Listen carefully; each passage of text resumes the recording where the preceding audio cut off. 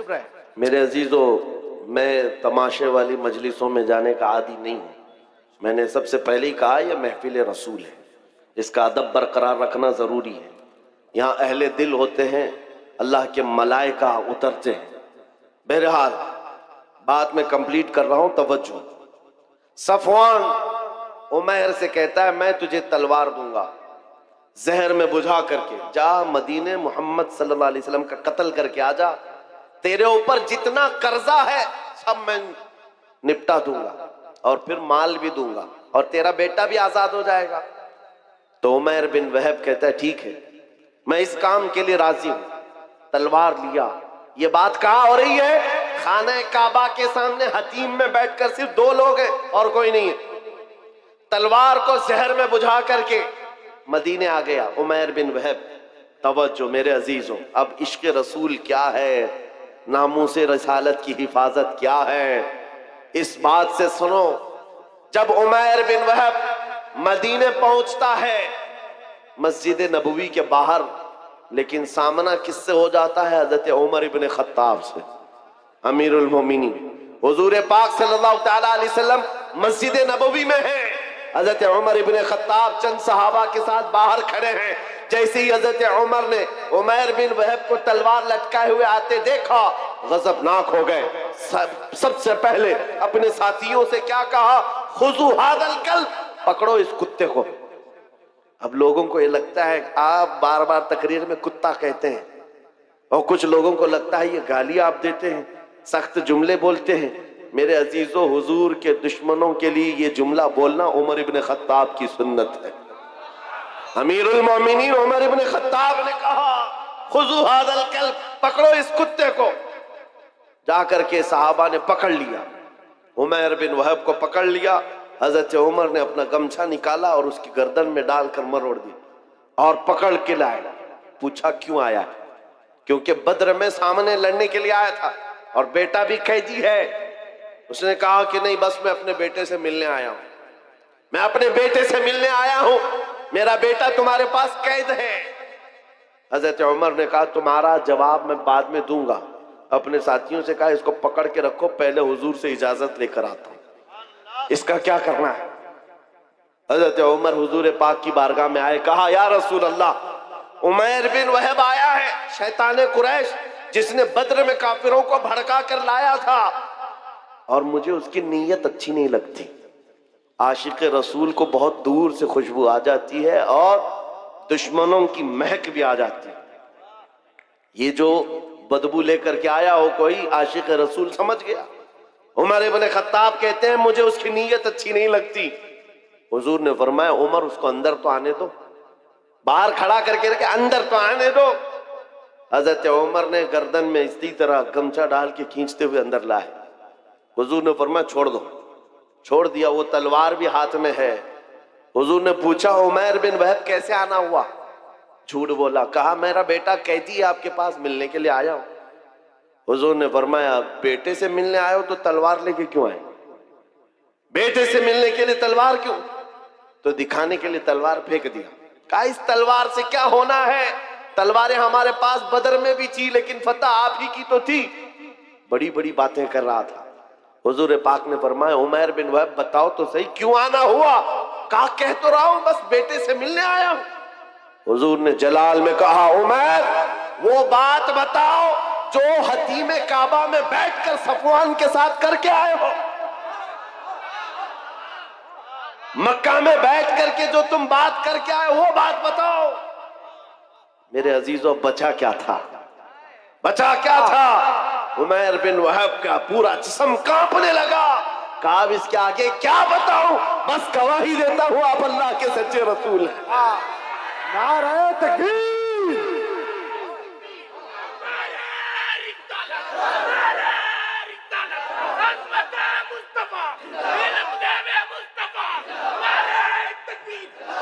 मैं ये तारीख बता रहा हूं, जहां जहां जालिमों ने कोशिशें की हैं, जिसको हुजूर पाक के खिलाफ खड़ा करने के लिए अल्लाह ताला ने उन्हीं को नबी का गुलाम बना दिया। इसी को इकबाल ने कहा था हरम को मिल गए पासबान सनम खाने से। आज भी हम मायूस नहीं हैं। आज भी हमारे इधर उधर जितने भोंक रहे हैं, कल इनकी नस्लों में हुजूर के आशिक पैदा हो इंशाअल्लाह। हाँ, तुम मस्जिदों को तोड़ करके सोचते हो सनम खाने बना देंगे, इंतजार करो, वो वक्त भी आएगा जब तुम्हारे ही बच्चे इन दीवारों से अल्लाहू अकबर की आवाज भी लगाएंगे, क्योंकि अल्लाह रब्बुल इज्जत की सदा है ये। और तारीख ये बताती है, जहां जहां से है की कोशिश किया है, मेरे रब ने वहीं से इस्लाम के मीनार को बुलंद किया। उमैर बिन वहब कत्ल करने आया है, जहर में बुझी हुई तलवार लेकर आया है। हुजूर का एक इशारा था कि तलवार गिरी, जिसमें कपकपी आ गई, और उसके बाद बचा क्या था? फिर जिंदगी भर हुजूर की गुलामी में आपने काटी है पूरी उम्र। हुजूर पाक के आशिकों में शुमार होता है उमैर बिन वहब का, लेकिन हजरत उमर इब्न खत्ताब का मसलक भी तो देखो। मस्जिद के बाहर पकड़ कर के लाए थे, गर्दन में गमछा डालकर, और क्या कहा था? खुजू हाजल कल, पकड़ो इस कुत्ते को। लेकिन जैसी हुजूर की मोहब्बत में आ गए उमैर बिन वहब, आए गले लगा लिया, सीने से सीना लगाया, और उसके बाद बाहर लेकर के गए और सहाबा से कहते हैं, सुनो मेरे साथियों, थोड़ी देर पहले मैं खिंजीर से ज्यादा बदतर इसको समझता था, लेकिन तुम गवाह है ना, आज मैं इसको अपने हकीकी बेटे से ज्यादा मोहब्बत करता हूं। इसलिए कि मोहब्बत का पैमाना सिर्फ इश्क रसूल है, हुजूर की मोहब्बत है। नारे तकबीर, नारे रिसालत। मेरे अजीजों, ये बात समझ करके चलो, जहां जहां से जालिमों ने मिटाने की कोशिश की है, रब तबारक व तआला ने वहां से इस्लाम के मीनार बुलंद की। एक बार ऐसा भी हुआ, अभी मैंने शुरू में कहा था, वो जुमला फिर से आपको दोहराता हूं।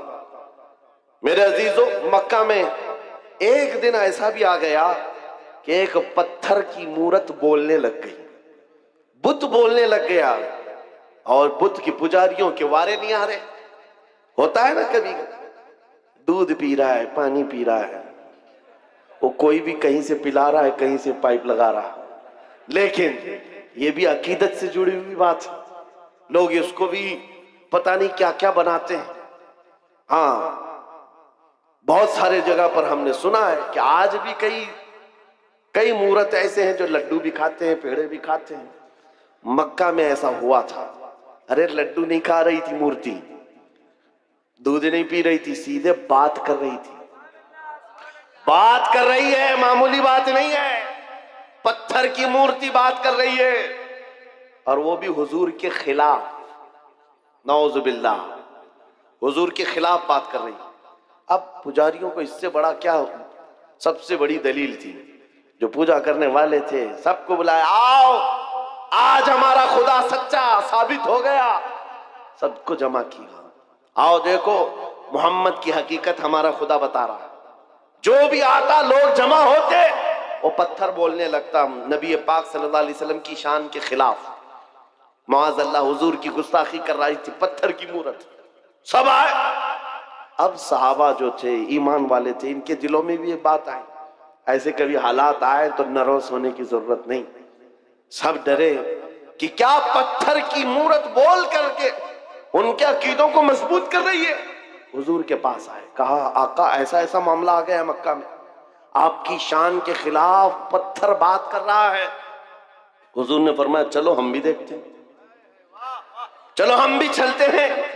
हुजूर पाक सल्लल्लाहु ताला अलैहि वसल्लम अपने सहाबा के साथ आए। अरे बड़ा मजमा था, पत्थर बोल रहा हो तो कितने लोगों में वैसी न्यूज फैल जाए, और सब देखने के लिए आ गए, सब जमा हो गए। और उनकी तो ईद थी, हमारी तो ईद है, खुदा बोल रहा है, खुदा बोल रहा है, जिसकी इबादत करते थे वो बोल रहा है।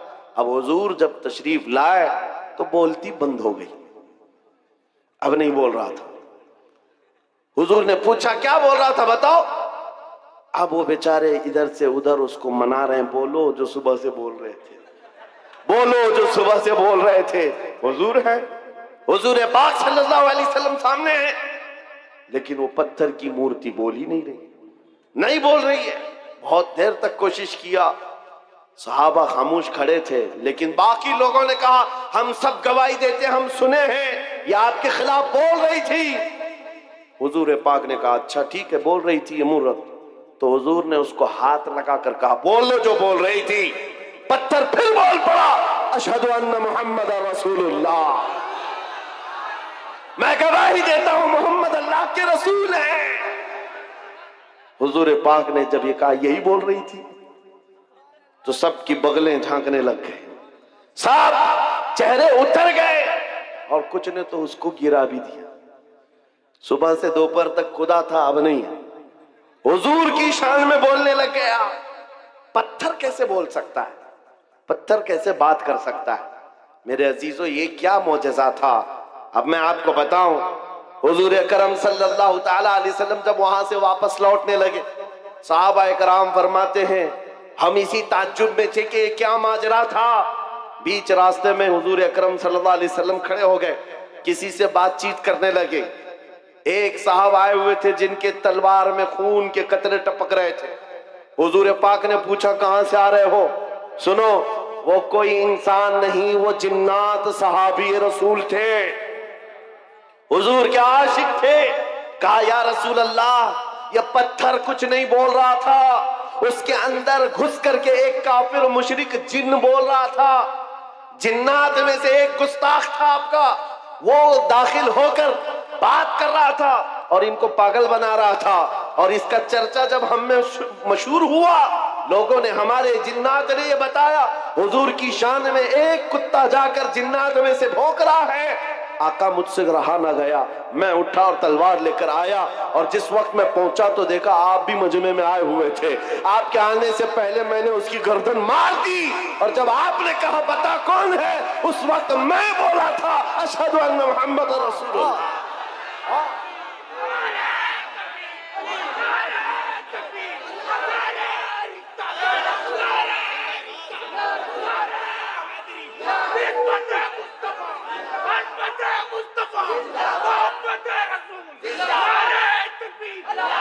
इस्लाम की फितरत में कुदरत ने वो लचक दी है, जितना ही दबाओगे उतना ही वो उभरेगा। कोशिश जहां जहां करके देखा है इन्होंने, हर जगह पर अल्लाह करीम मीनारे नूर को और बुलंद फरमाता है। बगदाद में भी ऐसे ही हुआ था, ततारियों ने हमला किया था। ततारी एक जमात है, पूरे मुसलमानों को काट कर रख दिया था और खोपड़ियों से मीनार बनाया था। दरियाए दजला के पानी को मुसलमानों के खून से लाल कर दिया था। और दरबार में एक बार ततारियों के बादशाह ने एक ईसाई पादरी को बुलाया था और चंद मुसलमानों को जंजीर में बांध करके उसके दरबार में खड़ा किया था। पीछे हाथ बंधे हुए उलमा हैं, मोमिनीन की जमात है, लेकिन एक ईसाई पादरी को बुलाया और कहा इनके नबी की शान में खूब गालियां दो और इनको जलाओ, इसलिए कि दुनिया को अच्छी तरह से मालूम है इनको काटने से मारने से उतनी तकलीफ नहीं होती, इनके नबी के खिलाफ बोलो तो ज्यादा तकलीफ होती है। आज भी वही हाल है, आज भी यही हाल है। ये दुनिया जानती है हम अपने ऊपर आए हुए जुल्म को सह लेते हैं, लेकिन हुजूर के नाम पर एक जुमला भी सहने की ताकत नहीं रखते। ये ईमान है हमारा, ईमान है। जब वो ईसाई पादरी दरबार में, भरे दरबार में भौंकने लगा हुजूर की शान, पता है उस वक्त क्या हुआ था? बादशाह का एक पाला हुआ कुत्ता, जिसको सोने की जंजीर से बादशाह बांधता था, ट्रेंड कुत्ता है, आवारा कुत्ता नहीं, पाला हुआ। और पाले हुए कुत्ते हर चीज जानते हैं। वो कुत्ता वहीं से भौंकने लगा पादरी के ऊपर और लोगों ने कहा पादरी को कि चुप हो जा, बादशाह का कुत्ता नाराज हो रहा है। पादरी ने कहा मेरे कलाम में, मेरे बयान में उससे इसका क्या ताल्लुक है? कुत्ता क्या समझ रहा है, कुत्ता क्या समझेगा? फिर वो हुजूर की शान में पादरी बोलने लगा, कुत्ता फिर भौंकने लगा, फिर भौंकने लगा। ये बादशाह का कुत्ता है, खामखा नहीं भौंकता। पादरी किसी की नहीं सुना। फिर तीसरी बार हुजूर की शान में गुस्ताखियां, हर्जा सराई करने लगा। कुत्ता जंजीर तोड़कर निकल आया और भरे दरबार में आया और ऐसा हमला किया उस पादरी के ऊपर, चढ़कर दम जदन में उसको फाड़ कर दो टुकड़े कर दिए। ऐसी हैबत तारी थी सबके ऊपर, ऐसी हैबत तारी थी, कोई कुत्ते के करीब नहीं जा रहा था।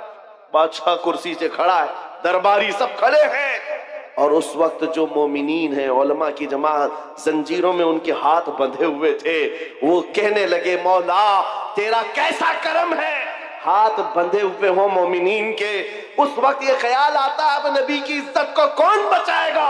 जब रब चाहता है कुत्तों से भी अपने नबी की इज्जत की हिफाजत करता है। और ये आम कुत्ता नहीं, इमाम इब्ने हजर अस्कलानी लिखते हैं कि इस कुत्ते की इस हरकत की वजह से सिर्फ डर नहीं बैठा था, उस दरबार में मौजूद 10,000 ततारियों ने इस्लाम कबूल कर लिया। कहां से मिटाओगे, कहां से निकालोगे?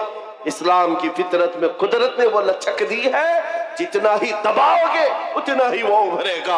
आज के दौर के कुत्तों से भी मैं कहता हूं, आज बहुत सारे लोगों को खुजली हुई है, जगह जगह बैठकर छोटी वीडियो बनाएंगे, वायरल करेंगे, इस्लाम का विनाश कर देंगे, 20 लाख लोगों को कत्ल कर देंगे।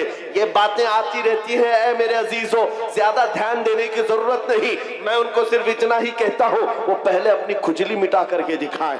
इस्लाम मिटाना बहुत दूर की बात है। इस्लाम किसी छोटे पौधे का नाम नहीं है, उस अजीम दरख्त का नाम है जिसकी जड़ें तहतुस सरा में है, उसकी शाखें औजे सुरैया पर हैं। तुमसे बड़े बड़े भी आए और सड़े सड़े भी आए, चंगेज भी आया, हलाकू भी आया, पता न जाने कितने आए, जिनके डिक्टेटरशिप का हाल यह था 50 लाख लोगों के कातिल भी हमारे ऊपर हुकूमत करके चले गए, इस्लाम का पाल बाका भी नहीं कर सके। आज भी इस्लाम फल रहा है, फूल रहा है, और 5 साल की नशेड़ी हुकूमतें अगर ये सोच ले कि हम इस्लाम का खात्मा कर देंगे, विनाश कर देंगे, ऐसा कभी नहीं होगा। मेरा रब फरमाता है, युरीदूना लियुत्बिउ नूरल्लाहि बिअफ़वाहिहिम व यअबल्लाहु इल्ला अन युतिम्मा नूरहु। लोग ये चाहते हैं अपने मुंह के फूंकों से इस्लाम का चिराग बुझा दे, अल्लाह अपने चिराग को मुकम्मल करके रहेगा। मैं ये कहता हूं, जमीन ऊपर जा सकती है, आसमान नीचे आ सकता है, मगर मेरे रब का फरमान झूठा नहीं हो सकता। अकीदा है कि नहीं तुम्हारा? हुजूर पाक सल्लल्लाहु ताला अलैहि वसल्लम के नाम पाक को अल्लाह ताला सलामत रखेगा। ये आज हमारा इम्तिहान है, हमें देखा जाएगा हम कितने हौसले वाले, हम कितने जज्बे वाले अपने नबी पाक के लिए।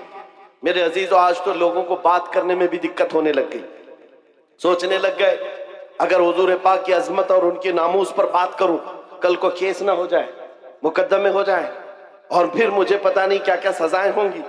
ऐ नौजवानों, इन सब मसाइल को क्यों सोचते हो? क्या तुमने बिलाल हबशी की तारीख नहीं पढ़ी है?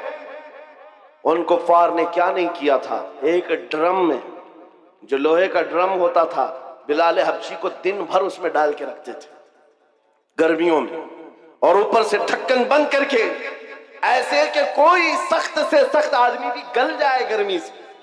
फिर शाम को निकालते, पूछते, बता बिलाल तेरा खुदा कौन है? बिलाल हबशी कहते, मेरा खुदा अल्लाह है, मेरा रसूल मोहम्मद है सल्लल्लाहु अलैहि वसल्लम। उनका अज़्म, उनका इस्तिक़लाल, उनकी जमी हुई ये ताकत चंद सालों की बात थी। कुफार मक्का का जुल्म तो सह लिया, लेकिन मेरे अजीजों, ये मॉब लिंचिंग हमेशा नहीं चलती। चंद दिनों तक जुल्म आम हो सकता है, लेकिन कंटिन्यू नहीं। और बिलाल हबशी रज़ियल्लाहु ताला अन्हु ने इस्तिकामत का वो मजहर पेश किया था। फिर आपको पता है 6 हिजरी में जब मक्का फतह हुआ, हुजूर पाक सल्लल्लाहु अलैहि वसल्लम 10,000 सहाबा के साथ मक्का में आए थे, और पहली नमाज हरम पाक में पढ़ी जा रही थी ऐलान के साथ। तो उस वक्त अल्लाह के नबी ने अजान देने के लिए काबे की छत पर बिलाल हबशी को चढ़ाया, ताकि दुनिया ये देखे, जिसको तुम गलियों में रस्सी डालकर खींचते थे, हुजूर के नाम पर जिसको तुम कोड़े मारते थे, हुजूर के नाम पर जिसको तुम सिल पर सुलाते थे, गरम रेत पर सुलाते थे, आगारों में दहकाते थे, आज उस बिलाल को रब ताला ने काबे की छत पर पहुंचाया। नाम है मुस्तफा पर जो जख्म खाता है, मौला उसको बुलंदियों पर ले जाता है। मेरे अजीजों, मिटेगा नहीं ये नाम। जो मिटाने आए वो मिट जाएंगे, मिट गए, मिटते हैं, मिट जाएंगे। आधा तेरे, न मिटा है न मिटेगा कभी चर्चा तेरा। आपको पता है ना, वो कहां गया? लखनऊ से निकला हुआ कुत्ता जिसने नाम बदल लिया था, अखबारों में देखा होगा, धर्म भी बदल लिया, कहा कि मेरा नाम आपसे ये है, मेरा धर्म भी ये है, कशका लगा लिया, धोती पहन लिया, लाल कपड़े पहन लिया, 6 महीने पंडितों के पीछे चाटते हुए घूमता रहा। उसके बाद ये वो कौम है जो अपने कास्ट के अलावा दूसरी कास्ट को बर्दाश्त नहीं कर पाती, तुझे कहां से बर्दाश्त करती? किक मार करके निकाल दिया। और 6 महीने के बाद ये बेचारा धोबी का कुत्ता न घर का न घाट का, बीच में रह गया। दीन भी छूटा, घर भी छूटा, नाम भी गया, और उधर भी नहीं अपनाया किसी ने। और आप जान बचाने की भीख मांगते हुए खड़ा हो गया कि मेरी जान की हिफाजत करो, मेरी जान की हिफाजत करो। ये जिल्लत, ये रुसवाई। मेरे इमाम ने, बरेली के ताजदार ने 100 साल पहले कहा था, या रसूल अल्लाह, जो तेरे दर से यार फिरते हैं, दर बदर यूं ही खार फिरते हैं, दर बदर यूं ही खार फिरते हैं। तुमने ये सोचा था कि मीडिया के ये दलाल तुम्हें हॉट कुर्सी पर बिठाकर इज्जत देंगे? अरे 4 दिन तुम्हें ये हॉट टॉपिक पर बिठाकर डिस्कस तो कर लेंगे, तुम्हारी आओ भगत कर लेंगे, लेकिन इनके दिन भी कितने हैं, इनके दिन भी कितने हैं, मौसम के दिन हैं। इनका हाल भी वही है जो बैलगाड़ी के नीचे चलने वाले कुत्ते की तरह है। हाँ, वो कुत्ता क्या सोचता है, पूरी गाड़ी मैं चला रहा हूं। ये सारी चीजों का हाल यही है। हुकूमत है तो इनको लगता है सब कुछ अपना है। अरे गाड़ी निकल जाएगी तब पता चलेगा कुत्ता अकेला है। ये बात याद रखो, उनकी इज्जत बटोरने के लिए, उनकी जी हुजूरी के लिए तुमने धर्म बदल लिया, दीन बदल लिया, नाम बदल लिया, इज्जत वहां ढूंढते रहे। अरे नादान, एक बार मेरे मुस्तफा का नाम लिया होता, एक बार हुजूर पाक को मोहब्बत से पुकारा होता, अल्लाह करीम पूरी कायनात के दिलों में तेरी मोहब्बत डाल देता। आज मैं एक दूर दराज का रहने वाला, लेकिन तुम्हारे यहां आता हूं तो ऐसा नहीं लगता कि अजनबी है। कोई अजनबीपन नहीं है। पहली मर्तबा अगर से सिल्लीगुड़ी में खड़ा होकर तुमसे बात कर रहा हूं, लेकिन ये हंसे हंसे मुस्कुराते चेहरे ये बता रहे हैं सदियों पुरानी हमारी मुलाकात है, हमारी पुरानी मुलाकात है। ये मोहब्बत तुम्हारे दिल में किसने डाली है? कौन है जो तुम्हें अजमत मेरे लिए रखा हुआ है? तुम आंखें उठाकर मुझे मोहब्बत से देखते हो, हकीकत है या नहीं? आने के लिए मोहब्बत के साथ लोग खड़े हैं मुसाफे में मोहब्बत के लिए। इसलिए नहीं है कि जुब्बा टोपी की इज्जत है, इसलिए नहीं है हुकूमत वक्त का कोई नुमाइंदा आया है, नहीं, बस बात सिर्फ इतनी है, जब तक बिके न थे तो कोई पूछता न था। या रसूल अल्लाह, तुमने खरीद कर हमें अनमोल कर दिया। या रसूल अल्लाह, जिंदाबाद। आला हजरत, आला हजरत, ताजुश शरिया, ताजुश शरिया, ताजुश शरिया, ताजुश शरिया, ताजुश शरिया। अज़ीज़ान गिरामी, आप तवज्जो से ये बात समझ के चलो। देखा है, उनकी बात करो, हर दिल पे राज करो। हुजूर की बात करो, इज्जत कमाना है, हुजूर के आशिक, हुजूर की वफादारी, उनके दरबार की नौकरी।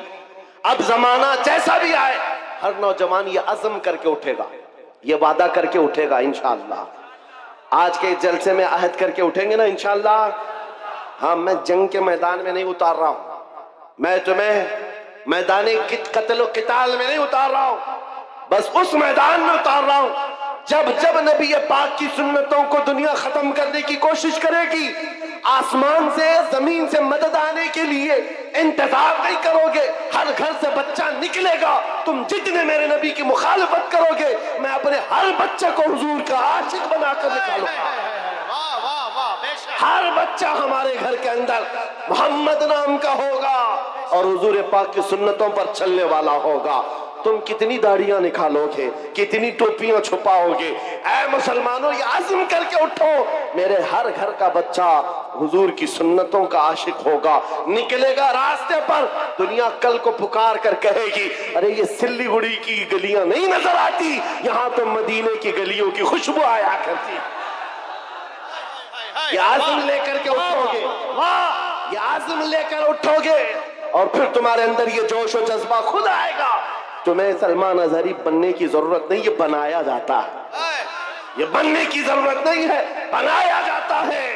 हुजूर पाक सल्लल्लाहु तआला अलैहि वसल्लम के दरबार की नौकरी जिसने ले ली, उसके दिल से दुनिया का खौफ निकलता है, वो दुनिया को नहीं देखता। इकबाल ने कहा है, तो आलम से करती है बेगाना दिल को, अजब चीज है लज्जत आशनाई। हुजूर पाक की मोहब्बत जिसके दिल में आ जाए, दोनों आलम की उसे परवाह नहीं है कौन क्या कह रहा है, कौन क्या करने वाला है, इस बात की फिक्र नहीं। मैं यहाँ बंगाल की सरजमीन पर बैठे हुए हर नौजवान से सिर्फ इतना चाहता हूँ, अगर हुजूर की मोहब्बत में तुम नहीं खड़े होंगे तो कौन खड़ा होगा? हुजूर की अजमत के लिए तुम नहीं खड़े होंगे तो कौन खड़ा होगा? आज से ये अहद करेंगे ना, हुजूर ये पाक की मोहब्बत में हम तो गर्दन देने को तैयार है ना, जान उन पर निछावर करने को तैयार है कि नहीं? तो फिर हुजूर के नाम पर जान दे सकते हैं तो कुछ बुराइयां और कुछ गुनाह क्यों नहीं छोड़ सकते? हुजूर के नाम पर जो गाने सुनने की आदत है हम उससे तौबा करेंगे।